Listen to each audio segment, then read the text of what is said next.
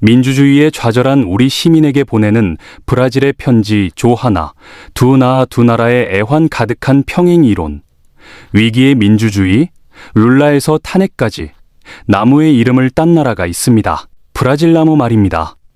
거기서 나오는 붉은 염료 때문에 멸종 위기에 놓였죠. 그 이름만 남았습니다. 태어나는 것보다 더 많은 수의 노예가 죽은 나라죠. 아프리카에서 노예를 수입해오는 것이 더 쌌습니다.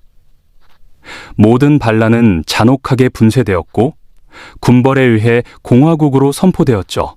21년간의 독재 끝에 민주정부를 세웠으며 세계의 많은 귀감이 되었죠. 브라질은 마침내 저주를 깨뜨린 것처럼 보였습니다. 하지만 지금은 이렇습니다. 대통령 한 명이 탄핵당했고 다른 한 명은 투옥되었으며 나라는 과거 독재 정권 시절로 빠르게 회귀하고 있죠. 오늘 저는 땅이 갈라지는 것 같습니다. 유감스럽게도 우리의 민주주의는 짧게 끝난 꿈에 불과한 것은 아닐까 두렵습니다. 넷플릭스 다큐멘터리 위기의 민주주의의 중중, 위기의 민주주의는 브라질의 페트라 코스타 감독이 만들어 2019년 선댄스 영화제에 첫 선을 보인 후 넷플릭스의 독점, 공개된 다큐멘터리입니다. 이 작품은 제9시회 아카데미 시상식에서 장편 다큐멘터리상 후보에 올랐고 2020년 플라티노와 피바디상을 수상하는 등 국제적인 주목을 받았습니다. 이는 작품이 가진 시의성과 메시지의 힘을 증명하는 바이지만 동시에 이 다큐멘터리는 감독 개인의 깊은 고뇌와 역사의 상흔을 담아내는 매우 주관적인 방식으로 인해 더욱 강렬하고 논쟁적인 작품이 되었습니다. 넷플릭스 다큐멘터리 위기의 민주주의, 룰라에서 탄핵까지 예고편. 세계에서 가장 유명한 정치인이라며 오바마 대통령이 치켜 세웠던 브라질이 가장 사랑한 대통령 룰라 다 시우바. 룰라는 2003년부터 2011년까지 재선에 성공한 브라질의 대통령이었고 퇴임 당시 87%가 넘는 국민의 지지를 받으며 다음 대통령으로 자신의 정치적 후계자 지우마 호세프를 내세워 정권을 연장합니다. 지우마 호세프는 민주화 운동 당시 끔찍한 고문에 시달렸던 민주투사였죠. 지우마 호세프 대통령에게 정권을 이양하는 룰라 대통령, 시 넷플릭스 위기의 민주주의 지우마 대통령이 보수 국회의원의 부패와 비리를 알아채고 조사에 들어가자 발등에 불이 떨어진 수구 세력과 결탁한 검찰은 룰라 전 대통령이 대기업으로부터 뇌물을 받았을 거라 단정해 표적 수사에 들어갑니다. 2016년 봄 룰라의 자택을 대대적으로 압수수색하며 망신주기와 마구잡이식의 무리한 수사를 이어간 수사판사 모루는 퇴임한 룰라 대통령을 아무 증거도 없이 부패 혐의로 기소하고 10년이 넘는 중형을 선고해 피선거권을 박탈합니다. 더 이상 국민에게 중요한 건 진실이 아니었습니다. 이미 룰라는 대기업과 끈끈하게 연결된 수구 세력과 정치 검찰, 헌법을 유린하는 사법부, 대기업이 소유한 언론사들에 의해 재판을 받기도 전에 죄인으로 낙인 찍힙니다.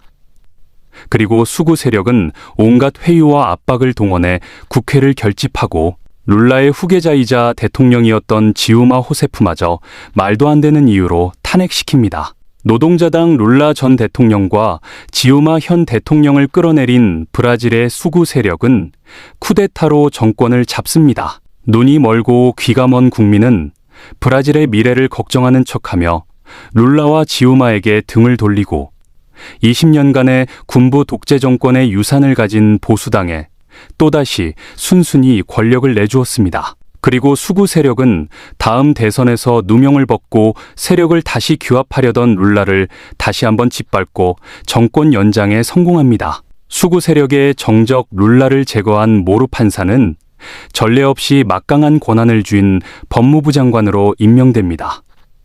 모든 게 지금으로부터 그리 멀지 않은 과거, 2010년대에 민주주의 국가 브라질에서 일어난 일입니다. 그런데 어딘가 익숙하지 않나요? 이게 브라질인지 대한민국인지 헛갈릴 정도입니다. 정치의 역사가 곧 가족의 역사이기에 똑바로 봐야 한다. 위기의 민주주의는 1984년 군부 독재가 20년째 이어지고 있던 상황에 태어난 감독 페트라 자신의 개인적인 이야기로 시작됩니다. 페트라의 부모는 좌파 레지스탕스 활동을 하다 감옥에 다녀온 뒤 신분을 감추고 군부에 대항하는 수많은 노동자와 학생들을 도왔습니다. 당시 브라질의 수많은 사람들이 고문을 당하고 죽임을 당했지요. 대한민국의 민주화 운동과 많이 닮아 있습니다. 이처럼 감독 자신의 가족사를 서사의 중심에 놓는 1인칭 시점은 이 다큐멘터리의 가장 큰 특징이자 힘입니다. 감독은 자신의 삶이라는 프리즘을 통해 브라질 현대사의 경랑을 비춥니다. 덕분에 룰라의 집권과 몰락, 지우마의 탄핵이라는 복잡한 정치적 사건들은 한 개인의 삶과 분리될 수 없는 피와 살이 있는 이야기로 다가옵니다. 관객은 감독의 목소리를 따라가며 그의 희망과 좌절, 분노와 슬픔을 공유하게 되고, 이는 딱딱한 정치 분석보다 훨씬 강력한 감정적 몰입과 공감을 이끌어냅니다. 마치 우리가 사랑하는 작가의 내밀한 고백을 통해 세상을 배우듯, 코스타 감독의 진솔한 목소리는 브라질의 비극을 우리의 이야기처럼 느끼게 만듭니다. 구두닦이 출신 노동자 룰라. 대통령이 되다 룰라는 1979년 브라질 대규모 노동자 파업을 주도하고 노동자당을 창당해 본격적인 정치 활동을 하며 노동자와 서민의 권리를 대표했지만 89년, 92년, 98년 대선에 매번 낙선합니다.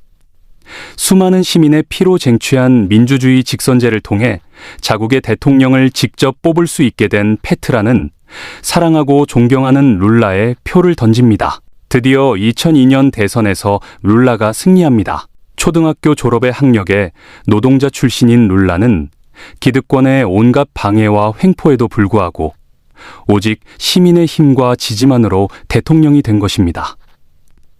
자주권을 포기한 순종적인 나라가 아니라, 가난한 이의 고통을 소극적으로 지켜보던 불공정한 국가가 아니라 자랑스럽고 고귀한 나라임을 세계에 용감하게 천명할 것이며, 모든 국민의 나라로서 계급, 인종, 성, 신념에 따른 차별이 없을 것입니다. 오늘이 바로 그날입니다. 룰라의 대통령 취임사 중중 룰라 정부의 정책을 사사건건 방해하는 기득권 세력의 반발은 상상을 초월했습니다. 지금까지 자신들이 수단과 방법을 가리지 않고 편취한 힘과 부를 노예처럼 일하며 착취당하는 빈곤층과 나누라니 안 될 일이지요. 결국 룰라는 거대 보수 야당과 연정할 수밖에 없는 현실에 맞닥뜨립니다. 저는 룰라에게 투표했죠. 그가 정치 시스템을 윤리적으로 개혁할 거라는 희망을 품고서요.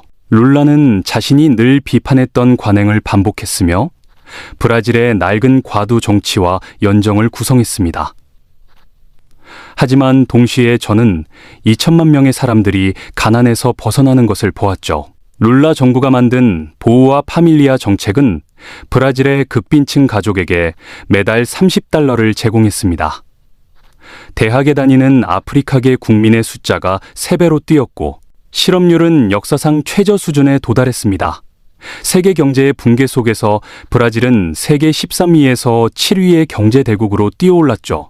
위기의 민주주의, 중중 브라질과 한국의 평행 이론, 저 역시 페트라 감독과 비슷한 시기, 대한민국이 군부 독재에 의해 통치될 때 태어났습니다. 초등학교 때 노태우가 대통령이 되었다는 뉴스를 보고 아빠, 잘생긴 사람이 대통령이 됐다라며 아무것도 모르고 좋아하는 딸을 바라보던 아빠의 절망스러운 표정이 아직도 생생합니다. 페트라 감독은 생애 첫 투표권으로 룰라에게 표를 주었고, 저는 생애 첫 투표권으로 노무현에게 표를 주었습니다.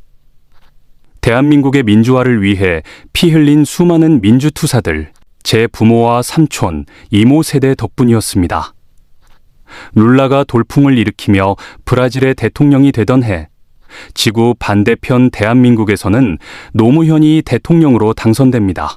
2003년 노무현 대통령은 취임식에 참석 인원의 절반에 가까운 2만여 명을 국민을 초청해 채웠습니다. 단상 인사에 국회의원과 주요 외빈뿐만 아니라 각계각층의 국민대표 50인을 위한 자리를 마련하기도 했습니다. 그의 취임사 연설문은 20년이 지난 지금 읽어도 한 문장도 버릴 게 없습니다. 연설문에서 노무현 대통령은 진정한 동북아 시대를 위해 한반도에 평화가 정착되어야 함을 천명합니다. 노무현은 20년 전부터 부산에서 파리행 기차표를 사서 평양, 신의주, 중국, 몽골, 러시아를 거쳐 유럽의 한복판에 도착하는 날을 꿈꾸던 대통령이었습니다. 동북아 시대를 열고 한반도의 평화를 정착시키려면 사회가 건강하고 미래지향적이며 개혁과 통합이 이루어져야 한다고 그는 말합니다. 시장의 투명성과 깨끗한 정치 문화, 부정부패 척결, 지방분권과 국가균형 발전, 소외계층을 위한 복지 확대, 양성평등, 고령화 사회 준비를 대한민국의 숙제로 제시했습니다. 기회주의자를 없애고 원칙이 지켜지는 신뢰사회를 만들어야 한다고 했습니다. 노무현의 대통령 취임 연설문에서 가장 많이 쓰인 단어는 우리, 국민, 평화, 동북아, 세계, 한반도, 시대, 대화, 번영 순이었습니다. 반대 진영을 악마화하거나 혐오하고 배척하는 표현은 일체 들어있지 않습니다. 지금으로부터 20년도 넘은 2003년, 한 나라를 대표하는 품격 있는 지도자의 연설문입니다. 얼마 전 헌법 수호의 의지를 저버리고 국민의 신임을 배신해 파면당한 대통령은 연설에서 툭하면 종북 척결, 반국가 세력, 타파, 전쟁도 불사하지 않겠다라고 말했습니다. 안 그래도 반으로 쪼개진 한반도를 또다시 반으로 쪼개놓는데 국정에 전력을 다했죠. 상대당은 정치 파트너가 아닌 정적이고 그들을 철저히 악마화하며 죽을 때까지 수사했습니다. 그래야 자신의 가족과 진영에 이익이 되기 때문입니다. 공포와 혐오를 먹고 사는 대통령은 국민의 심판으로 파면당했고 20여 년 전 야당 기득권의 횡포로 탄핵 소추를 당했던 노무현은 시대정신이 되었습니다. 노무현 대통령은 자신의 취임사 연설문에서 스스로 말한 것들을 지키기 위해 노력했습니다. 저는 태어나 처음이자 어쩌면 마지막으로 대통령이 TV에 직접 나와 조폭을 연상케 했던 수십 명의 검은 양복을 입은 검사들과 자유토론을 벌이는 모습을 보았습니다. 그때 그리도 노무현을 무시하고 조롱하며 권력에 당당했던 검사들은 왜 지금 어떤 권력 앞에선 다르게 행동하는지 모르겠습니다.